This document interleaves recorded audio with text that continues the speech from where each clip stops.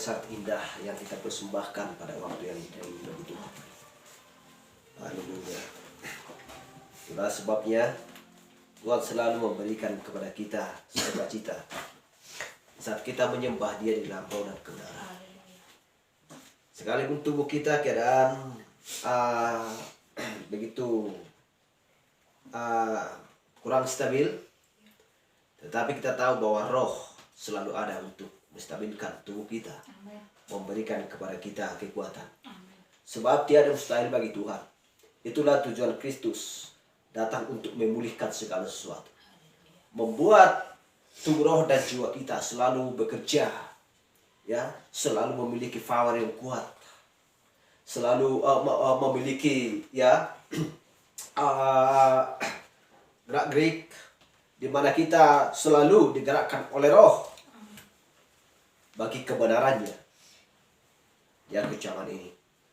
Itulah sebabnya kita tidak perlu takut dan kita tidak pernah sedikit pun mengeluh, karena kita tahu bahwa segala sesuatu apa yang kita perlukan sudah terlebih dahulu disiapkan oleh Tuhan bagi kita. Haleluya. Sebelum kita meminta, Tuhan sudah menyediakan bagi kita. Sebelum kita berdoa kepada Tuhan untuk menyembuhkan penyakit, Tuhan sudah terlebih dahulu menyembuhkan penyakit kita. Karena Tuhan berjanji, aku akan menyembuhkan segala penyakit.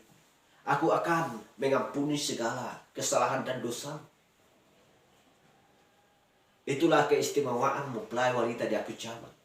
Itulah keistimewaan orang berpercaya di zaman dulu sampai akhir zaman ini. Betapa indahnya rencana Tuhan, kehendak Allah yang sempurna yang ada di dalam hidup kita pada waktu ini, pada detik-detik terakhir ini, pada akhir zaman ini, di mana hari senja pada waktu ini hampir 6 sudah hampir tiba waktunya. Pintu sudah mau hampir ditutup. Pintu bahtera sudah hampir mau ditutup. Orang-orang yang ada di dalamnya sudah nyaman dan sudah diselamatkan oleh Allah sendiri. Tetapi bagaimana dengan orang-orang yang ada di luar? Sekalipun mereka bersujud dan memohon kepada Tuhan untuk supaya pintu dibukakan bagi mereka, tidak ada yang bisa membuka satu orang pun selain daripada Dia sendiri. Tetapi Dia sudah memeteraikannya. Tidak ada lagi kesempatan bagi mereka untuk bertobat atau dipulihkan. Tetapi karena begitu dunia ini sudah semakin buruk dan gelap dan cemar dan lain sebagainya, Allah melihat mempelai wanitanya sedang berada di muka bumi, di mana belalang-belalang tersebut berusaha untuk memakan dari buah, daun, dan kulit sampai ke akar. Tidak ada lagi tempat perteduhan di bawah pohon tersebut. Tidak ada lagi buah. Sebab mereka sudah dikeluarkan daripada sistem organisasi. Tidak memiliki ketenangan, tidak memiliki perteduhan. Itulah sebabnya roh datang sebagai perteduhan kita. Haleluya. Haleluya. Rohlah yang memeteraikan kita. Sebab keselamatan dan kehidupan yang kekal hanya ada di kerajaan surga yang kekal. Haleluya. Yerusalem yang baru. Amin. Sebab tidak ada tempat perteduhan yang bisa tenang di dunia ini. Haleluya. Itulah tandanya mempelai wanita melakukan hal-hal yang baik selagi hidup di muka bumi, supaya benar-benar menunjukkan bahwa orang-orang percaya adalah benar-benar terang dan karam. Kita adalah memiliki tubuh sementara waktu di muka bumi, dan kita tidak punya hak atas dunia ini. Tetapi kita lihat bahwa Yesus Kristus berjanji bahwa Dia akan memberikan suatu tempat yang indah bagi anak-anak laki-laki dan perempuan. Haleluya. Jadi kita betapa senang dan betapa merindukan jiwa kita kepada Kristus, Sang Penebus kerabat kita yang paling terdekat, yang selalu menuntun kita dan memberikan ajaran yang sempurna di akhir zaman ini. Makanan yang segar, bagi makanan kita yang sudah dihidangkan di atas meja. Haleluya. Makanan adalah firman. Sebagaimana firman yang dimakan, ya, kitab yang dimakan oleh Yohanes tersebut. Hal yang sama kita sebab kita adalah, ya, memakan firman yang sama di akhir zaman ini. Haleluya, glory. Kita langsung saja membuka kitab kita. Kita akan sepatu bahas bagaimana tentang pemulihan pohon mempelai wanita.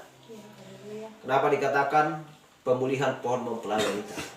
Kita tahu siapakah pohon tersebut, dan kita tahu siapakah yang memulihkan pohon tersebut, dan siapakah mempelai wanita tersebut. Haleluya. Mari kita buka di kitab Yoel 1 ayat 1 sampai 4. Langsung membaca dari firman tersebut. Yoel 1 ayat 1 sampai 4. Demikian firman Tuhan. Firman Tuhan yang datang kepada Yoel bin Petuel. 2. Dengarlah ini, hai para tua-tua, pasanglah telinga, hai seluruh penduduk negeri. Pernahkah terjadi seperti ini dalam zamanmu, atau dalam zaman nenek moyangmu? Ceritakanlah tentang itu kepada anak-anakmu, dan biarlah anak-anakmu menceritakannya kepada anak-anak mereka, dan anak-anak mereka kepada angkatan yang kemudian. Angkatan yang kemudian, kita melihat diri kita sendiri. Amen. Haleluya. Apa yang ditinggalkan belalang pengerit telah dimakan belalang pindahan. Apa yang ditinggalkan belalang pindahan telah dimakan belalang pelompat. Dan apa yang ditinggalkan belalang pelompat telah dimakan belalang pelahap. Kita lihat juga di Yoel 2 ayat 25 sampai 26.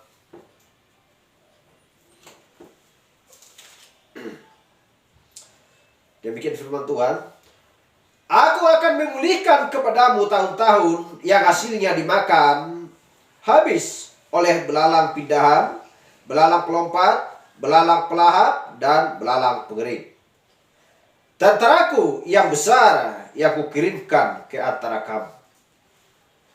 Ayat 26. Maka kamu akan makan banyak-banyak dan menjadi kenyang. Dan kamu akan memuji-muji nama Tuhan Allahmu, yang telah memperlakukan kamu dengan ajaib. Dan umatku tidak akan menjadi malu lagi untuk selama-lamanya. Mari kita berdoa. Bapa kami yang terkasih dalam sorga, inilah akhir zaman Tuhan. Sudah tiba saatnya untuk pemulihan. Amen. Dan Engkau sendiri Tuhan yang memulihkan. Ada pohon-pohon di mana belalang-belalang tersebut memakan buah, daun, kulit, dan sampai akarnya Tuhan. Tidak ada tempat perteduhan di dunia ini Tuhan selain daripada Engkau. Engkau sendirilah Tuhan tempat perteduhan kami di bawah pohon tersebut. Sebab daun-daun yang sangat indah, buah yang sangat indah Tuhan. Dan juga pohon tersebut ditanam di tepi aliran sungai. Bapa yang baik, Engkau memulihkannya kembali dari zaman. Karena kami tahu Tuhan bahwa belalang-belalang tersebut memakan dari mulai orang-orang yang percaya di zaman pesta kota, zaman dulu Tuhan.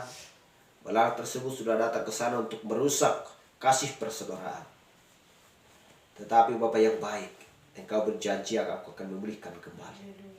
Terima kasih Tuhan. Inilah umat-Mu yang Kau pilih Tuhan sebelum dasar dunia ada, untuk melakukan hal-hal yang baik di mata Tuhan, dan mengeluarkan kami Tuhan dari sistem organisasi buatan manusia. Kami tahu Tuhan tidak ada arti selagi orang Tuhan berada di gereja organisasi buatan manusia, karena kami tahu Tuhan bahwa di sana ada penyilangan antara perkataan manusia dan firman. Sekalipun Tuhan seorang manusia atau siapapun Tuhan yang selalu berpindah-pindah dari antara gereja organisasi ke gereja organisasi yang lain, itu tidak akan membuat perubahan. Tetapi yang benar Tuhan, bagi orang yang mau dirinya diberikan dibaptis di dalam nama Yesus Kristus untuk pengampunan dosa-dosa. Dan engkau Tuhan akan memberikan karunia Roh Kudus kepadanya. Dan dia Tuhan mau dilahirkan kembali. Seperti itulah orang-orang-Mu Tuhan. Mempelai wanita-Mu, orang percaya Tuhan di zaman ini. Yang mau dilahirkan kembali. Meninggalkan hal-hal kejahatan dan keduniawian yang tidak Engkau inginkan Tuhan. Itulah sebabnya Engkau mengumpulkan Tuhan dalam kawanan kecil. Kawanan sederhana Tuhan. Di mana mempelai wanita-Mu hanya mendapatkan makanan yang segar di sana.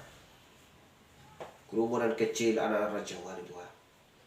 Engkau memberikan firman yang segar bagi kami ke zaman ini. Untuk membuat hati kami, jiwa kami semangat siang dan malam Tuhan. Dan mengingat bahwa Engkau memiliki kasih yang sempurna yang Kau berikan bagi kami. Terima kasih Bapa, kami memperjuangkan Tuhan dan melakukan Tuhan firman-Mu. Sebab kami tahu Tuhan, tiada yang lain Tuhan yang bisa membuat hati kami semangat selain daripada firman-Mu yang menghibur kami siang dan malam. Dan Roh Kudus-Mu selalu menjaga kami, menjauhkan segala persoalan, mara bahaya dan penyakit Tuhan. Sekalipun ada godaan-godaan yang lain Tuhan, itu hanya menyentuh. Kami tahu bahwa dia tidak memiliki lagi sengat Tuhan. Dia hanya menggertak-gertak mempelai wanita-Mu. Tetapi kami tahu Tuhan, bahwa malaikat-malaikat-Mu selalu memandang wajah Bapa di surga. Dan selalu memperhatikan mempelai wanita-Mu Tuhan. Oleh karena itu Tuhan, kami tidak takut dan gentar melihat dunia ini. Betapa kuatnya pun dunia Tuhan. Tetapi satu detik bisa Engkau Tuhan mau menghancurkan dan menentukan Tuhan dunia ini. Bapa yang baik, kami serahkan Tuhan tubuh roh dan jiwa kami ke dalam tangan Tuhan. Biarlah Roh Kudus-Mu mengurapi kami pada waktu yang indah ini Tuhan. Untuk membacakan sebagian dari firman-Mu Tuhan sebagai renungan kami. Makanan kami pada waktu yang indah ini. Terima kasih Bapa. Berkati Tuhan juga keluarga-keluarga kami seiman dengan kami. Biarlah Engkau Tuhan membawa juga keluarga kami Tuhan. Yang di luar daripada pesan ini Tuhan. Biarlah Engkau membawakan mereka. Mengeluarkan mereka Tuhan dari perbudakan dunia ini Tuhan. Mereka ditimpa oleh sebuah siksaan dari roh-roh setan. Memperbudak mereka Tuhan. Mereka di dalam tawanan. Bapa yang baik, biarlah Engkau membuka hati dan pikiran mereka Tuhan. Supaya melepas mereka dari dalam tawanan tersebut. Sebagaimana sapi Tuhan yang keluar lepas dari kandang Tuhan. Dia bersuka cita, berjingkrak-jingkrak Tuhan. Oleh karena dia keluar daripada tawanan tersebut. Bapa yang baik, bila ada keluarga kami juga yang sakit, kami mengasihi mereka Tuhan. Biarlah Engkau menjamah dan menyembuhkan penyakit dari dalam tubuh mereka Tuhan. Biarlah Engkau Tuhan mengoleskan minyak ke mata mereka Tuhan, supaya mereka dapat melihat. Supaya benar-benar Tuhan memiliki mata Raja Wali seperti yang kami miliki di zaman. Terima kasih Bapa yang baik. Terima kasih Tuhan. Kami tahu sekalipun ada gangguan ke dalam tubuh kami yang hanya itu Tuhan sebuah kertakan. Tetapi kami tahu bila Yesus menyembuhkan. Terima kasih Bapa, kami berdoa di dalam nama Yesus Kristus. Haleluya. Amin. Silakan duduk. Dan kita akan membahas bagaimana tentang belalang-belalang tersebut. Dan kapan mulai munculnya belalang-belalang ini? Dan kapan mulai dia bekerja? Dan apa yang pertama dia makan? Apa yang pertama dia rusakkan? Dan di mana dia pertama dulu bekerja untuk merusak pohon mempelai wanita tersebut? Ini yang perlu kita tangkap, dan ini yang perlu kita pelajari, dan ini yang perlu kita simpan di dalam memori kita. Haleluya.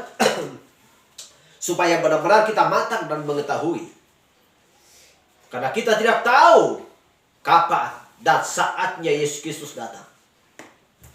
Tetapi yang benar, bahwa ketika Yesus Kristus datang ke dunia ini kembali untuk membawa mempelai wanitanya, dengan jelas bahwa mempelai wanitanya siap dituai.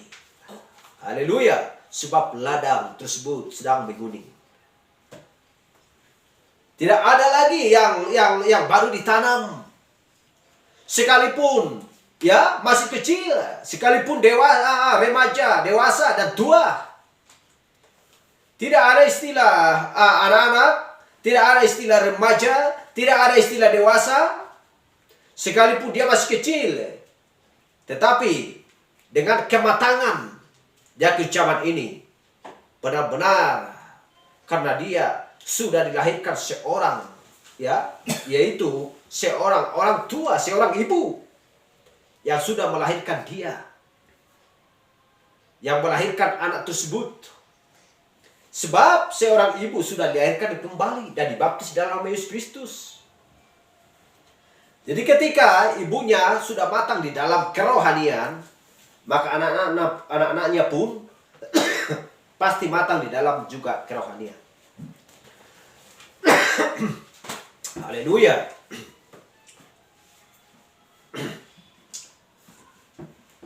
Karena sesuai dengan firman Tuhan di Efesus 1 ayat 4, sudah dipilih sebelum dasar dunia ada, baik kecil, baik remaja, dewasa, atau yang sudah tua. Apabila nama mereka sudah dipilih dan ditentukan sebelum dasar dunia ada untuk menyembah Tuhan, ya, pada zamannya, maka mereka semuanya akan diselamatkan. Haleluya.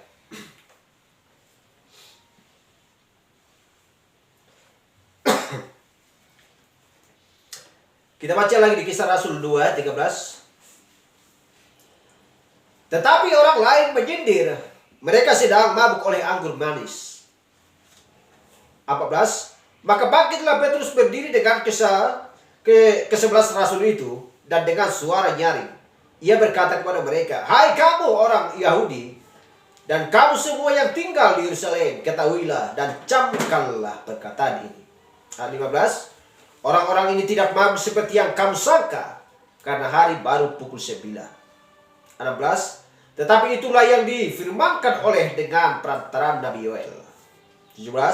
Akan terjadi pada hari terakhir, demikianlah firman Allah, bahwa aku akan mencurahkan rohku ke atas semua manusia.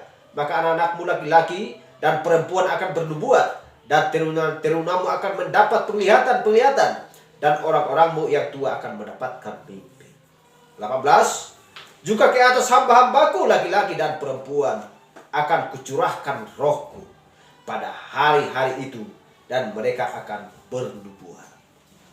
Ayat 19. Dan aku akan mengadakan mujizat-mujizat di atas dan langit dan tanda-tanda di bawah, di bumi, darah dan api dan gumpalan-gumpalan asap. Dan kita lihat Kisah Rasul 21. Dan barang siapa yang berseru-seru kepada nama Tuhan akan diselamatkan. Haleluya. Kita lihat sebelum Yesus Kristus, ya, sebelum Yesus Kristus kembali ke surga, dia menampakkan dan memberitahukan firman, ya, kepada orang-orangnya, dan memerintahkan apa yang harus mereka kerjakan dan apa yang harus mereka tunggu. Dan Petrus, ya, menyampaikan perkataan Yesus kepada orang-orang Yahudi. Karena pada waktu itu mereka mengira bahwa mereka sedang mabuk oleh anggur manis. Tetapi Yesus Kristus sudah berjanji kepada mereka, tunggulah di sana, di Yerusalem.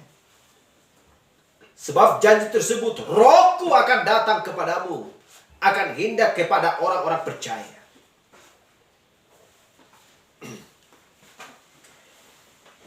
Dan kita melihat bahwa roh ini datang kepada orang-orang percaya di zaman jemaat mula-mula, di zaman Pentakosta, di mana terdapat di sana ya mereka berkumpul dan tidak memiliki gentar dan tidak memiliki ketakutan. Mereka yakin dan percaya kepada Tuhan bahwa janjinya akan dipenuhi, ya, janjinya akan dikabulkan. Sebab mereka semakin bertambah banyak sampai 3.000 orang. Haleluya.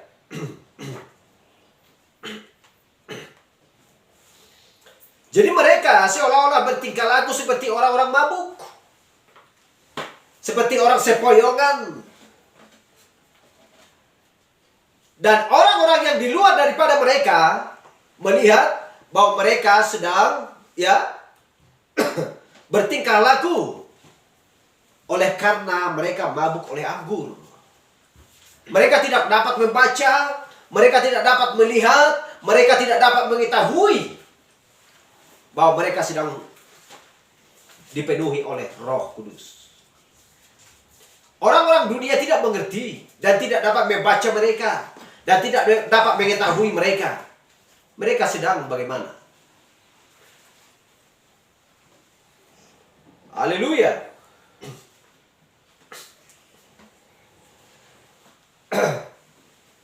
Tetapi kita lihat si Petrus, ya, dan dia berkata kepada mereka, orang-orang ini tidak mabuk seperti yang kamu sangka, karena hari baru pukul 9. Tetapi itulah yang difirmankan Allah dengan perantaraan Nabi Yoel. Akan terjadi pada hari-hari terakhir. Demikianlah firman Allah bahwa aku akan mencurahkan rohku ke atas semua manusia. Maka anak-anakmu laki-laki dan perempuan akan bernubuat.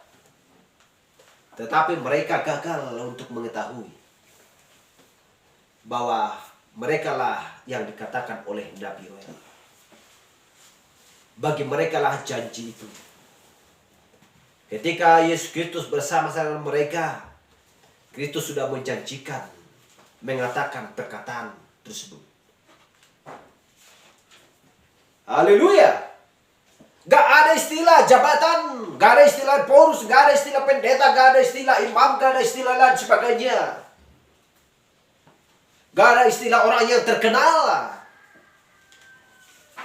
Hanya orang yang memiliki roh yang mengetahui bahwa mereka adalah dipenuhi Roh Kudus.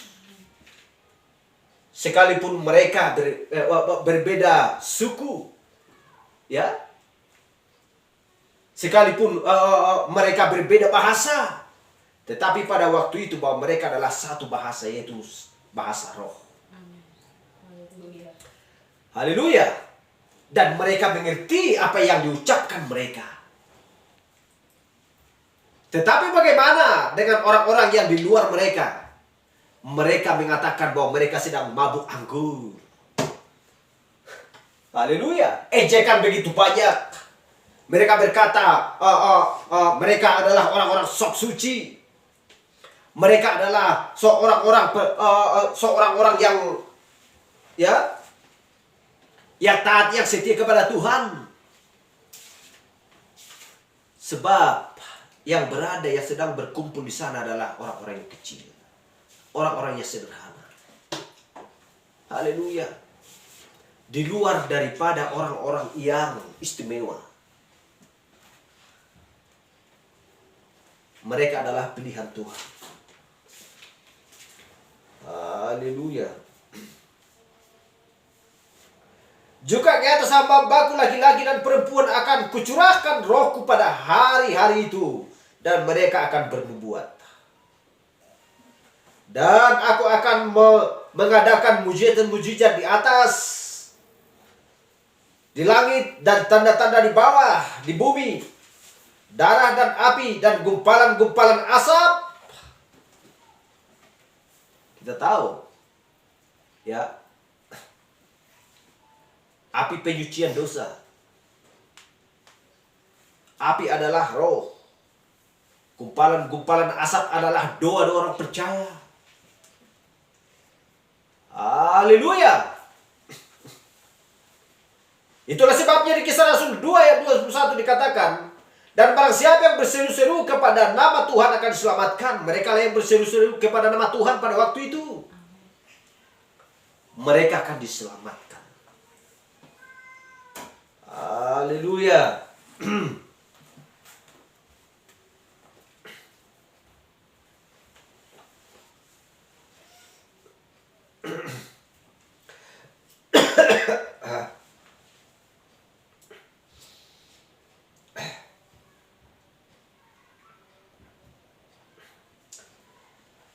Apa yang dikatakan di Kisah Rasul 2:13 ini? Tetapi orang lain menyindir. Mereka sedang mabuk oleh anggur manis. Orang-orang ini tidak mabuk seperti yang kamu sangka, kata Petrus. Tetapi mereka juga tidak percaya. Bahkan menyindir. Bahkan mengatakan bahwa mereka adalah orang-orang gila. Mereka tidak memperdulikan mereka. Karena mereka bukan orang-orang terpandang. Bukan orang kaya. Bukan orang-orang yang terkenal. Seandainya ada orang di sana, orang-orang yang terkenal, orang-orang terpandang, ya, yang memiliki jabatan yang tinggi, maka mereka pasti bertanya. Dan pertanyaan mereka akan selalu tanyain, ngapain kalian di sini? Sepertinya kamu aneh, saya lihat. Masa kamu ada duduk beserta orang-orang miskin dan orang-orang yang rendah? Tetapi di sana dipilih oleh Tuhan orang-orang yang sederhana, orang-orang yang kecil. Haleluya.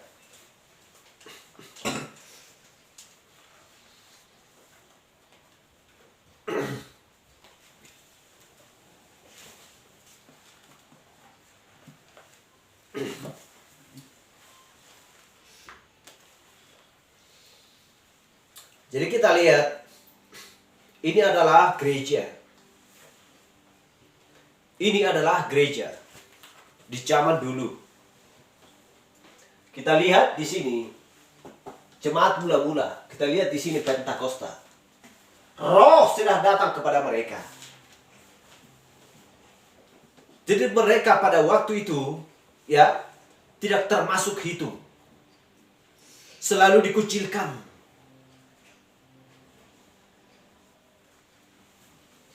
Tidak dimasukkan ke sebuah buku sebagai, ya, sebagai hitungan yang bagian dari saudara-saudara mereka.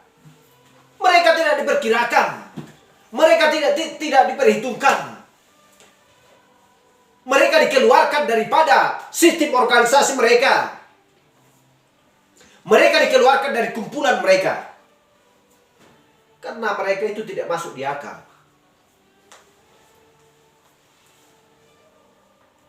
Tetapi kita lihat, ya, Roh itu bekerja di atas diri mereka. Mereka tidak peduli dengan orang-orang manapun. Mau dibunuh silahkan, mau dipenggal silahkan. Kita melihat mereka semua mati martir. Murid-murid Yesus Kristus dan pengikut Kristus mati martir. Orang-orang yang sedang hamil dibunuh, diberikan bayi-bayi kepada anjing. Kita lihat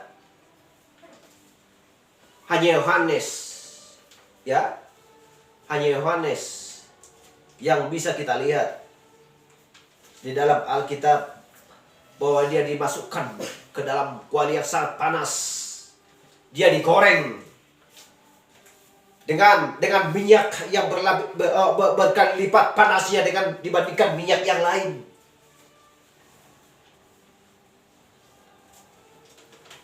Haleluya. Mereka sudah mencoba dengan cara apapun untuk memusnahkan dan membunuh orang-orang percaya di zaman dulu.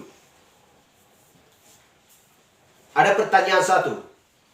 Mungkinkah orang percaya yang dipenuhi Roh Kristus ada di dalam dia, mungkinkah orang percaya itu bisa mati pada saat itu? Kalau dia sudah mati berarti roh sudah mati. Kalau ada roh di dalam manusia, sekalipun dibunuh, sekalipun dibakar, sekalipun digoreng dan lain sebagainya, dia tidak akan mampan dan tidak akan bisa. Karena roh tidak akan bisa mati. Kenapa Yohanes tidak bisa mati? Ketika dia dimasukkan ke kuali atau digoreng. Karena roh ada di dalam Yohanes. Itulah jawabannya. Haleluya. Karena roh itu tidak akan bisa mati. Sebab roh ada di dalam Yohanes.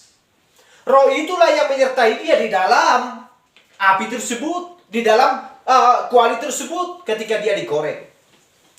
Kita mengingat Sadrak, Mesak dan Abednego. Haleluya. Ketika malaikat yang ada bersama-sama dengan mereka bertiga, apakah mereka bisa terbakar? Kalau memang mereka terbakar, malaikat itu pun akan terbakar.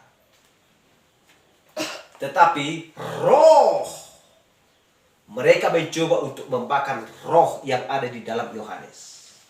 Padahal tidak bisa. Haleluya. Tetapi setelah itu, Yohanes mati martir, dipenggal kepalanya. Karena waktunya sudah tiba, masa pelayanannya. Haleluya. Glory. Tetapi Yohanes adalah satu-satunya pewahyu.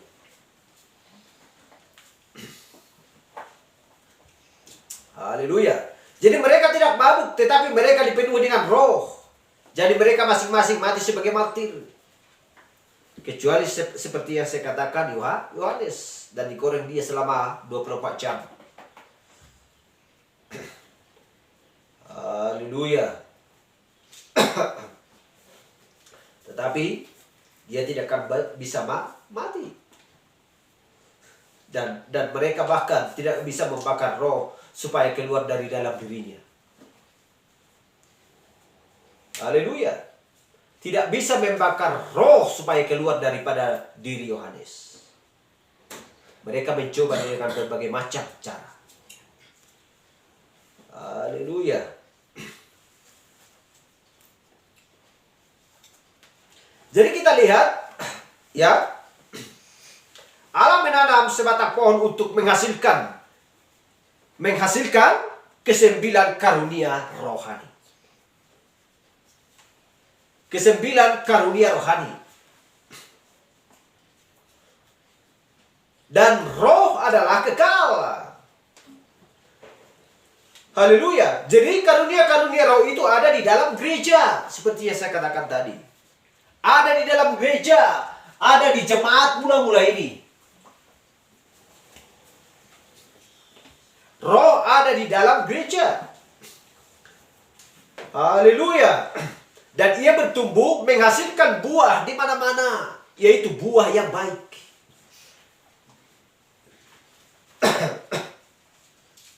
Jadi mereka benar-benar bukan sebuah organisasi. Dan mereka benar-benar tidak berorganisasi. Mereka terus berjalan. Dan ikatan persaudaraan yang sangat begitu baik. Dan memiliki buah-buah kasih. Haleluya. Jadi mereka tidak punya kredo. Tidak punya denominasi atau organisasi. Kita lihat di Markus 16 ayat 15. Lalu ia berkata kepada mereka, pergilah ke seluruh dunia, beritakanlah Injil kepada segala makhluk. 17. Tanda-tanda ini akan menyertai orang-orang yang percaya. Mereka akan mengusir setan. Demi namaku, mereka akan berbicara dengan bahasa-bahasa yang baru bagi mereka. Markus 16 ayat 20. Mereka pergi memberitakan Injil ke segala penjuru. Dan Tuhan turut bekerja dan meneguhkan firman itu dengan tanda-tanda yang menyertainya. Haleluya. Jadi kita lihat Yesus menyertai mereka. Dan Yesus menemui mereka sebelum kenaikannya. Pergilah ke seluruh dunia, beritakanlah Injil. Tanda-tanda ini akan menyertai kamu. Haleluya. Asalkan kamu percaya di dalam namaku. Haleluya. Kamu bisa melakukan tanda-tanda heran, menyembuhkan orang sakit dan lain sebagainya. Asalkan mereka berdoa dan memohon di dalam nama Yesus Kristus, semua akan beres. Haleluya. Dan kita lihat Matius 18. Siapakah mereka tadi? Matius 18 ayat 6. Tetapi barang siapa menyesatkan salah satu dari anak-anak kecil ini yang percaya kepadaku, lebih baik baginya jika sebuah batu gilangan diikatkan pada lehernya, lalu ia ditenggelamkan ke dalam laut. Siapakah anak kecil yang percaya kepada Tuhan? Mempelai wanita. Orang-orang percaya di zaman dulu sampai ke zaman ini. Karena tidak ada lagi arti hidup mereka di dunia ini kalau mereka menyesatkan salah satu dari anak-anak Kristus. Tidak ada lagi arti. Lebih bagus diikatkan batu lalu ditenggelamkan dirinya sendiri ke dalam lautan. Haleluya.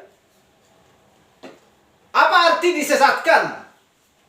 Yang dimaksudkan adalah seperti yang dikatakan tadi. Mereka mabuk oleh anggur. Ngapainlah orang itu? Sok-sok orang suci, sok-sok orang percaya, sok begini dan lain sebagainya.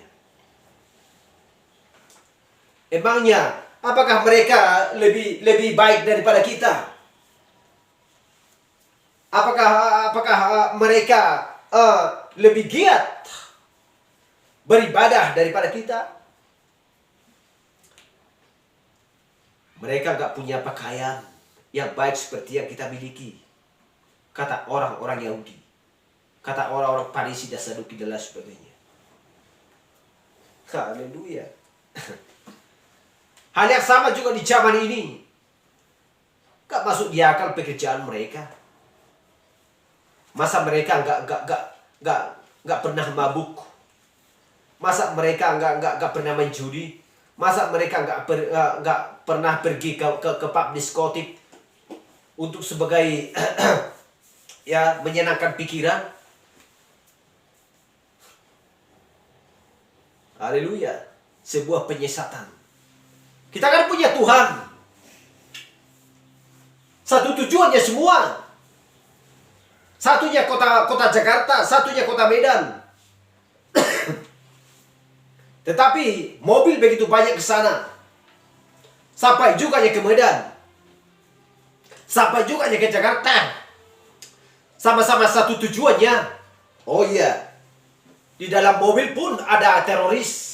Di dalam mobil pun ada pembunuh. Di dalam mobil pun ada pencuri.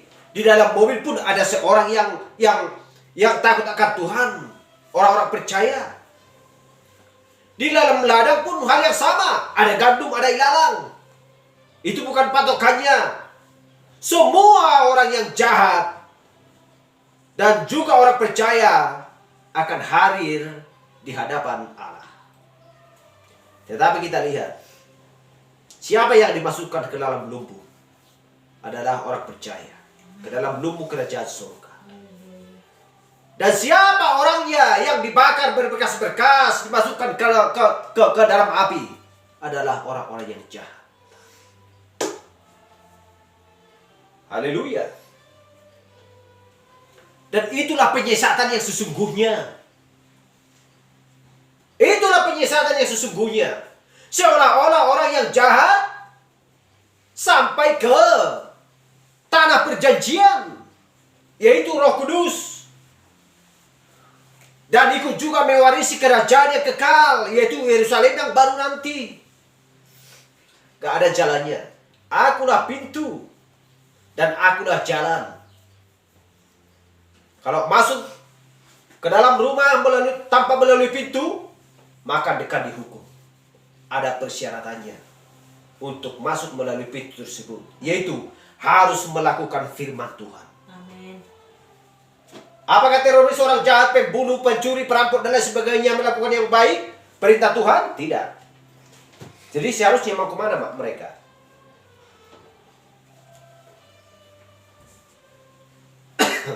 Mereka akan dimasukkan ke dalam api, ke dalam lautan api. Haleluya.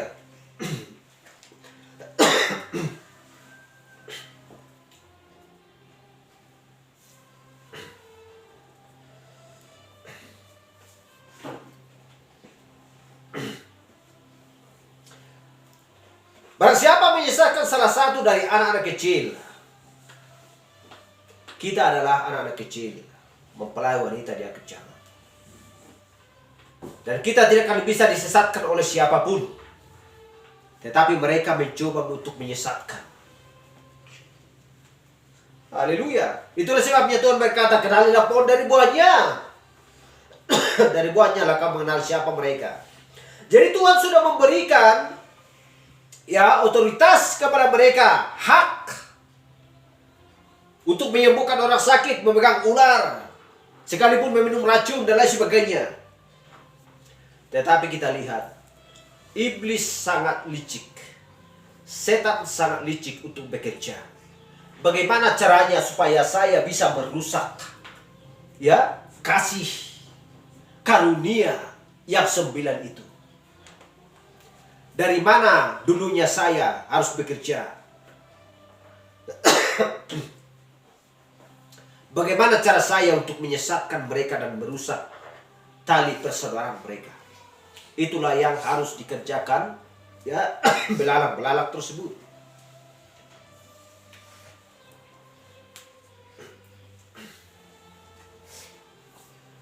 Kisah Rasul 2:41. Orang-orang yang menerima perkataannya itu memberi diri dibaptis. Dan pada hari itu jumlah mereka bertambah kira-kira 3.000 jiwa.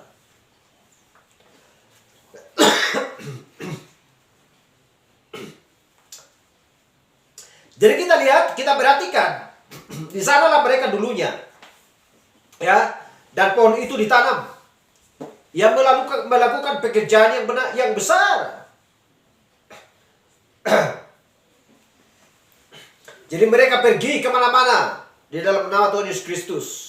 Jadi pada hari Pentakosta 3.000 jiwa ditambahkan dan dibaptis di dalam nama Yesus Kristus dan masuk ke gereja.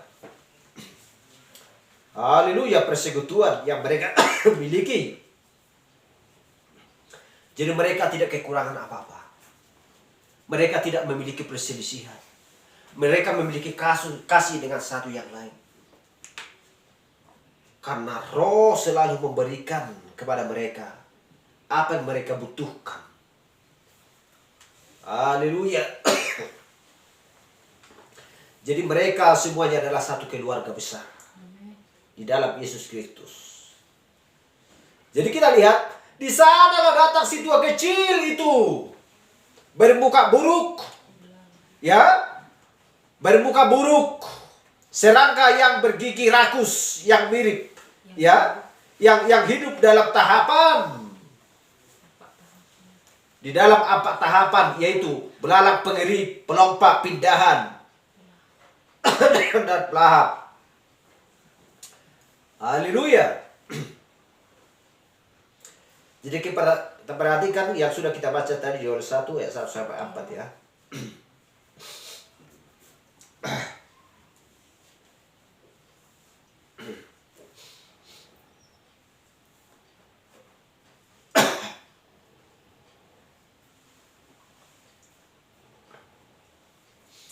Galatia 5 ayat 22. Tetapi buah roh ialah, kita lihat bahwa roh tadi datang di jemaat mula-mula. Tetapi buah roh ialah kasih, 1, sukacita, 2, damai sejahtera, 3, kesabaran, 4, kemurahan, 5, kebaikan, 6, kesetiaan, 7. Ayat 23, kelemah lembutan, 8, penguasaan diri, 9. 9 buah roh. Inilah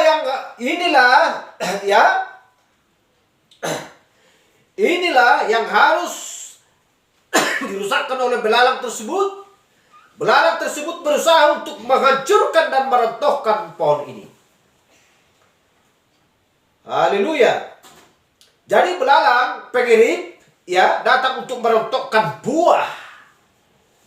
Merontokkan buah ini. Haleluya. Apa yang pertama dia rontokkan adalah kasih. Itulah yang pertama dia rontokkan. Kasih adalah buah. Buahlah yang pertama dia makan.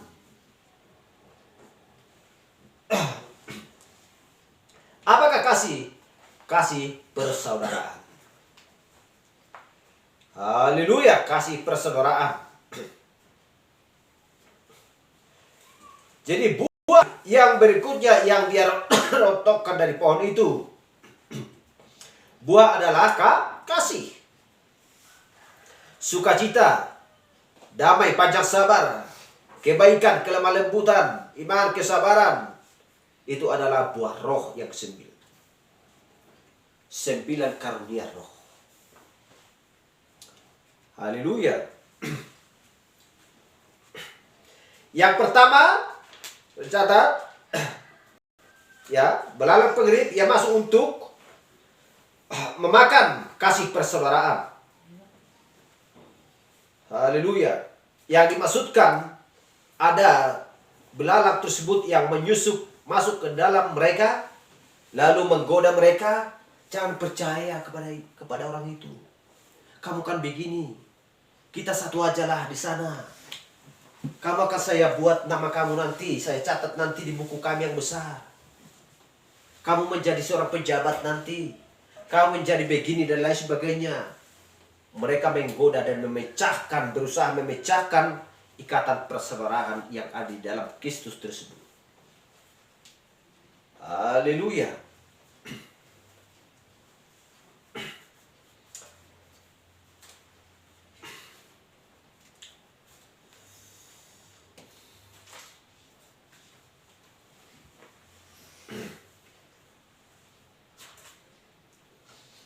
Dan kita lihat Mazmur 51:12.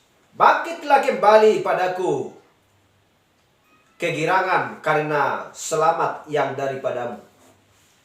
Bangkitkanlah kembali padaku, kata Daud. Bangkitkanlah kembali padaku kegirangan karena selamat yang daripadamu, dan lengkapilah aku dengan roh yang rela. Kenapa dikatakan bangkitkanlah kembali kepada aku kegirangan? Karena dia sudah kehilangan kegirangan. Sudah kehilangan kegirangan. Jadi mereka pun yang di sini sudah kehilangan kasih persaudaraan. Sudah kehilangan. Haleluya. Di mana Daud mengatakan demikian. Jadi Tuhan memulihkan, mengembalikan kembali. Haleluya. Jadi kita mengetahui bahwa dia membuat sukacita itu. Karena Daud suatu kali kehilangan sukacita keselamatannya. Tetapi dia tidak kehilangan keselamatannya. Tetapi kehilangan sukacita. Haleluya.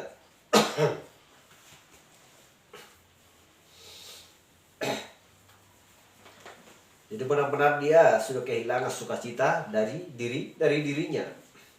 Itulah sebabnya dia berseru, Tuhan, kembalikanlah bagiku sukacita keselamatanku. Jadi sukacita itu Jadi si belalang pengerik itu mulai memakan buah sukacita itu. Haleluya.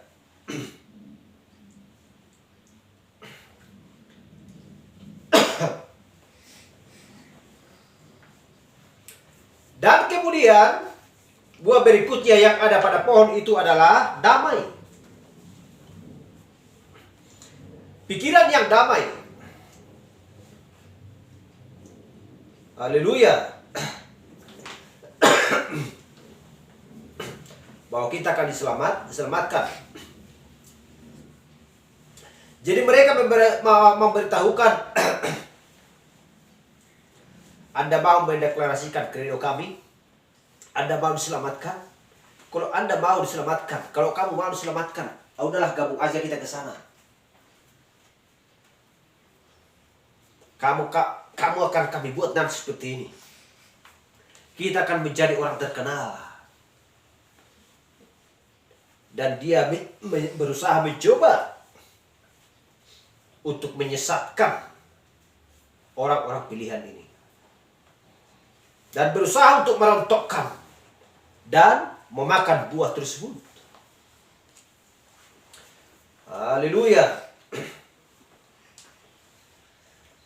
Padahal kita tahu bahwa hanya ada satu keselamatan, yaitu ketika roh ada di dalam kita dan kita ada di dalam roh. Amen. Itu adalah jaminan keselamatan. Amen. Itu adalah meterai. Gak ada istilah pangkat, kekayaan, ya, jabatan dan lain sebagainya. Ketika roh bekerja di dalam kita membawa kita kepada seluruh jalan kebenarannya, itu adalah jalan keselamatan. Haleluya.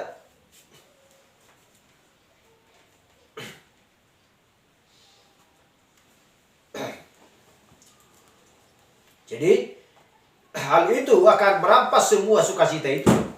Tetapi itu bukanlah pohonnya Allah. Itu adalah persilangan. Selalu diselangkan oleh organisasi buatan manusia antara firman dan perkataan manusia. Haleluya. Tetapi pohonnya Allah adalah, ya, ketika roh bersama-sama dengan mempelai wanitanya, bersama-sama dengan orang-orang percaya tersebut. Gereja adalah pohonnya Allah. Haleluya.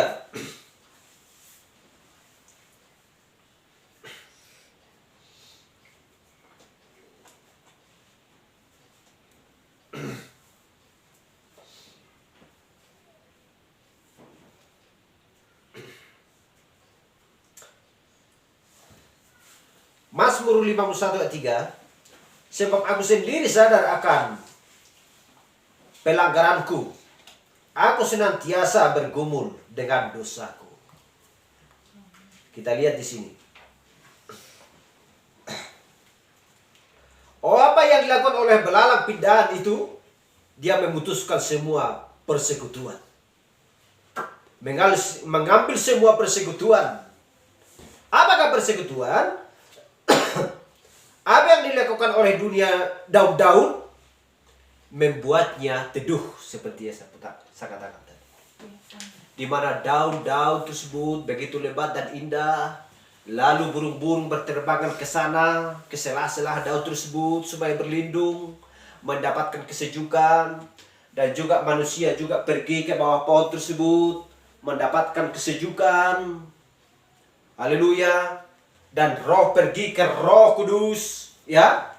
Manusia, orang percaya pergi ke Roh Kudus untuk berlindung, mendapatkan kesejukan. Tetapi kita lihat,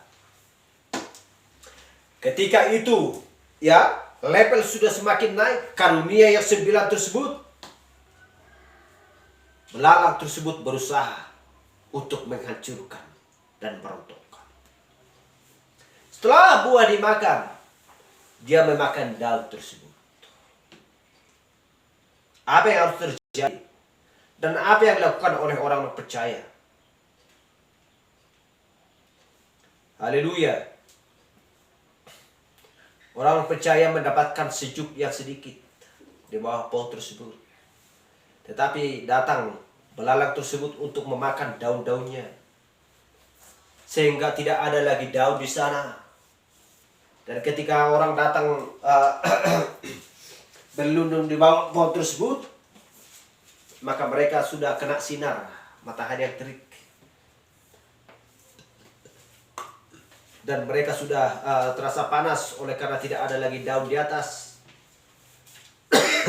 Sudah dimakan belalang tersebut. Kita lihat. Jadi mencoba menghancurkan dan merontokkan pohon mempelai wanita tersebut. Gereja tersebut. Ikatan kasih persaudaraan tadi sudah dihancurkan. Begitulah. Jangan dipercaya kepada mereka. Mereka akan sesat. Masa mereka nggak bisa ke sana? Masa mereka nggak bisa melakukan ini dan lain sebagainya? Udahlah, datang aja ke gereja kami, nanti kamu akan saya jadikan sebagai penatua. Kamu nanti akan saya jadikan jadi seperti inilah sebagainya. Godaan yang menjijikan. Tetapi lihatlah pekerjaan mereka. Apakah selaras sesuai dengan firman Tuhan? Kalau tidak sesuai dengan firman Tuhan, jangan dicoba-coba untuk menyentuh atau dekat kepada buatan manusia tersebut. Karena itu adalah pekerjaan belalang tersebut. Haleluya.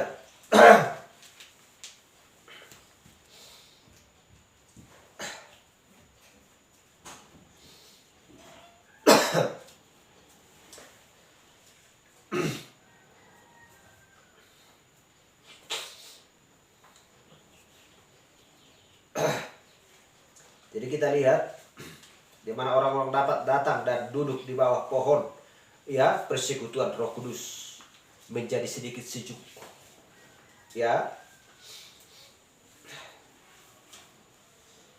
Tapi dibingungkan.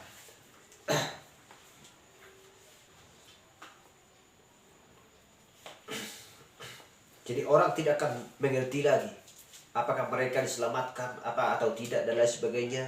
Karena sudah dibingungkan oleh belalang-belalang tersebut.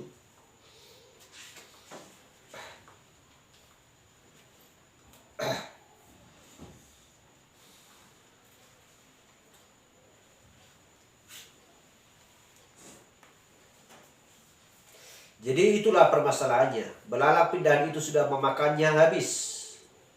Memakan habis daun-daunnya. Sehingga sama saja dengan duduk di bawah sengat matahari.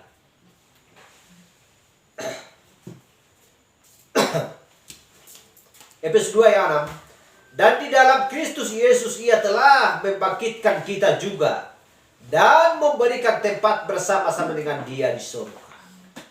Hanya di sanalah ada kekekalan, di sana selalu ada kegelisahan. Kita lihat. Karena satu di antara 1 juta. Kita mengingat bangsa Israel keluar dari Mesir. Hanya 1 dari 1 juta Kaleb dan Yosua sampai ke tanah perjanjian. Bagaimana dengan dia kecaman ini? Hanya sedikit domba-domba. Anak-anak Raja Wali yang sedang mempertahankan firman.